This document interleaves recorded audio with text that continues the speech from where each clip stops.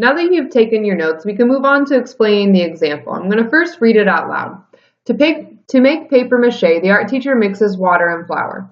For every 2 cups of water, she needs to mix in 3 cups of flour to make the paste. Use a ratio table to demonstrate equivalent ratios for water to flour. First, we want to determine what the ratio is in the problem they gave us. I have it underlined 2 cups of water and then 3 cups of flour. So a ratio for water to flour is that 2 to 3. I wrote a T-chart. If you wish, you can box in this ratio table. It's not necessary. I usually just leave the T-chart so that I can save some time. And I then need to label each side of my ratio table. Since water comes first, water goes on the left, flour second. I wrote flour on the right side. I then wrote my original ratio, my 2 to 3. Then I began multiplying both by the same number all the way down to multiplying by 5. So 2 times 2 gave me 4, 3 times 2 gave me 6.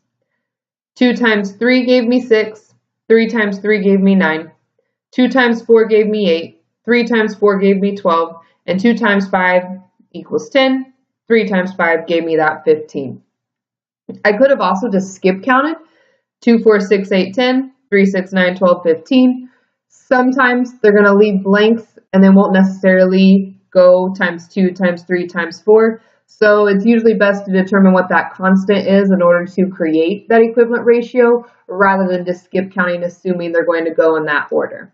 My next step to prove that they're equivalent to each other is to demonstrate that their values are the same.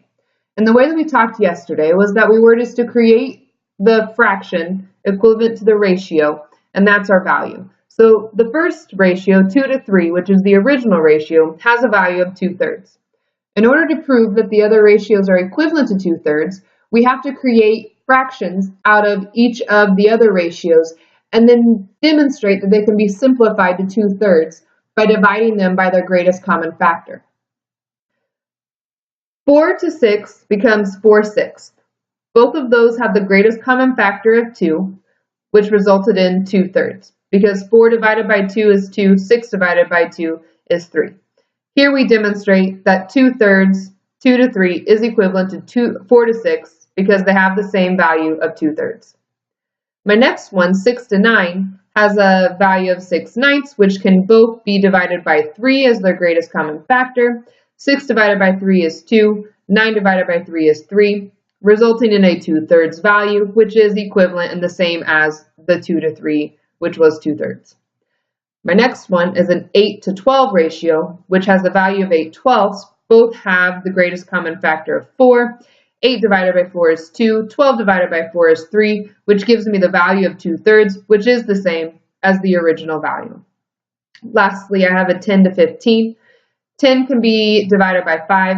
15 can be divided by 5, equaling 2/3. 2/3 is equivalent to the original. Since all of them simplify to 2/3, all are equivalent to the 2/3 or the 2 to 3 ratio which was given in the problem.